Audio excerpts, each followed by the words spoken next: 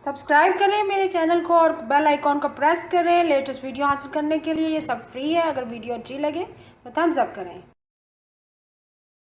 अस्सलाम वालेकुम, welcome to my channel cook with Shaheen. आज मैं आपसे करेले गोश्त बनाने की रेसिपी शेयर कर रही हूँ। चले अपनी रेसिपी को हम स्टार्ट करते हैं। करेले गोश्त बनाना स्टार्ट करते हैं। 500 ग्राम मैंने गोश्त लिया है बकरे का, वो पहले ऐड कर देंगे।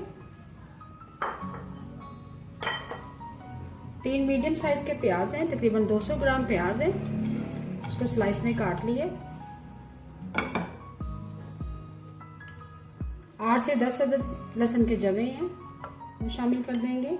लार्ज साइज का एक टमाटर है। 1 टीस्पून भर के अदरक का पेस्ट शामिल करेंगे।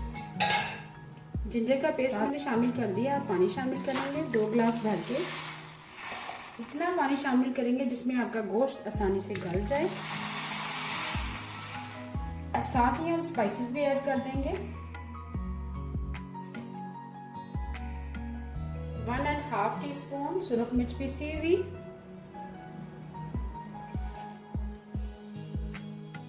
1 टीस्पून लेवल नमक, 1/2 टीस्पून हल्दी पाउडर। आप मिक्स करेंगे। स्पाइसेस आप अपनी मर्जी से कम या ज़्यादा कर सकते हैं। अच्छी तरह से मिक्स करने के बाद कवर कर देंगे। जैसे ही गोश्त हमारा अच्छे से गल जाएगा, सॉफ्ट हो जाएगा, फिर हम ऑयल शामिल करके भूनेंगे और भूनने के बाद करेले शामिल करेंगे। अब लो फ्लेम पर गोश्त को पकाएंगे। गोश्त को हमने एक तरफ पकने के लिए रख दिया है, दूसरी तरफ हम करेले काट लेंगे। करेलों को मैंने एक दफ़ा पानी से अच्छी तरह वॉश कर लिया है। ये देखिए इस तरह काटेंगे। करेलों को हम बीजों समेत काटेंगे। पहले आगे से डंडे काटेंगे ये, फिर पीछे से थोड़ा सा। छिलका हम बिल्कुल नहीं उतारेंगे, छिलके समेत काटेंगे। देखिए इस तरह।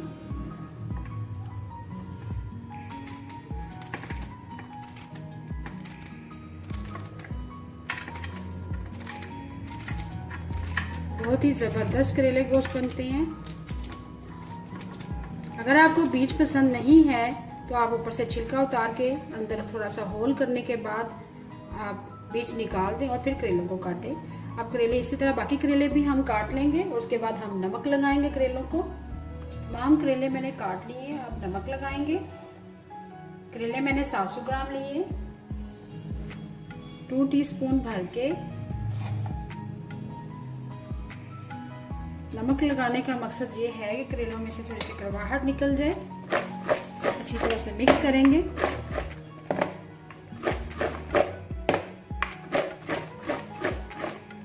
अच्छी तरह नमक मैंने मिक्स कर लिया है। अब तकरीबन आधे घंटे के लिए रख देंगे। उसके बाद हम अच्छी तरह से इसको वॉश कर लेंगे। करेलों को मैंने नमक लगाने के बाद आधे घंटे के लिए रख दिया था। अब मैंने इसको वॉश कर लिया है। 3 से 4 मरतबा मैंने पानी से निकाल लिया है। नमक इसका बिल्कुल अच्छी तरह से निकाल दिया है। ये देखिए, अब मलमल का एक मैंने कपड़ा लिया है। अब इसका पानी निचोड़ेंगे, थोड़े थोड़े करेले लेते जाएंगे। बहुत ही अच्छा तरीका है ये। इससे पहले भी मैंने एक रेसिपी बनाई थी दाल करेले की, चने की दाल और करेले, उसमें भी मैंने ये बताया था। ये देखिए इस तरह। अगर आप मेरी वो रेसिपी भी देखना चाहते हैं दाल करेले की, बहुत ही ज़बरदस्त बने थे। इस तरह पानी हम निचोड़ेंगे करेलों का। ये देखिए मलमल के कपड़े की मदद से इस तरह निचोड़ना भी बहुत आसान है। ये देखिए पानी सारा तकरीबन निकल चुका है। ये देखें बिल्कुल ड्राई हो गए करेले हमारे।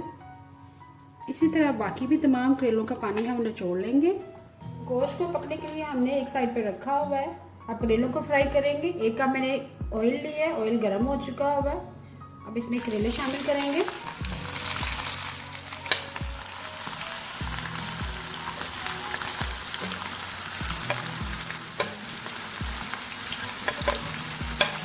करेलों को हम मीडियम फ्लेम पर फ्राई करेंगे। जैसे अच्छे से फ्राई हो जाएंगे, गोल्डन ब्राउन कलर हो जाएगा। बहुत ज़्यादा ब्राउन नहीं करेंगे, मीडियम ब्राउन करेंगे। कलर अच्छा सा आ जाएगा, फिर निकाल लेंगे। फिर थोड़ा सा प्याज डालेंगे, तो भी थोड़ा सा फ्राई करेंगे। करेलों को हमने मीडियम फ्लेम पर फ्राई कर लिए।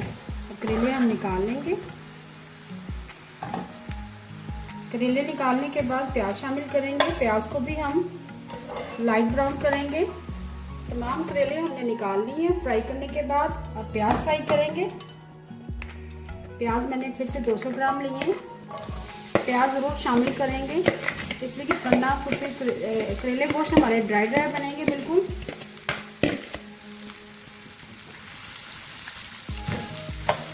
मीडियम फ्लेम पर फ्राई करेंगे और जो ऑयल बचेगा वो हम गोश्त में शामिल करेंगे और गोश्त को हम मीडियम फ्लेम पर भून लेंगे। प्याज को भी हमने मीडियम फ्लेम पर फ्राई कर लिया। अब निकाल लेंगे। अच्छा सा कलर आ चुका है। बहुत ज़्यादा ब्राउन नहीं करेंगे। करेलों की एक साइड पे रख लेंगे। गोश्त को हमने लो फ्लेम पर पकने के लिए रख दिया था। करेलों को हम प्याज को हमने फ्राई कर लिया। गोश्त हमारा बहुत अच्छा सा सॉफ्ट हो चुका है। अब अभी मैं आपको चेक करवाती हूँ। ये देखिए, छुरी की मदद से ये देखिए बहुत ही अच्छा सॉफ्ट हो चुका है।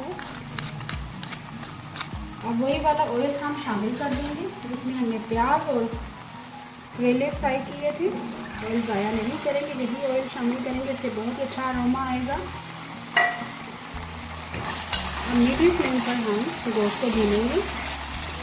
जैसे ही अच्छा सा भून लेंगे बहुत अच्छे से खुशबू आना शुरू हो जाएगी। फिर प्याज और करेले इसमें शामिल करेंगे। लास्ट में हम हरा धनिया, हरी मिर्चें, सूखा धनिया पिसा होगा और जीरा शामिल कर देंगे। गोश्त को मैंने मीडियम फ्लेम पर भून लिया अच्छी तरह से। अब इसमें करेले शामिल करेंगे। साथ ही हम प्याज भी शामिल कर देंगे। प्याज और करेले मैंने शामिल कर दिए। और 1 टीस्पून सूखा धनिया पिसा हुआ शामिल करेंगे। 1 टीस्पून जीरा,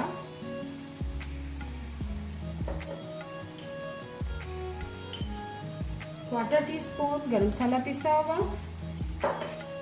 लास्ट में हम एक अदद टमाटर ऐड करेंगे। स्मॉल साइज का टमाटर है।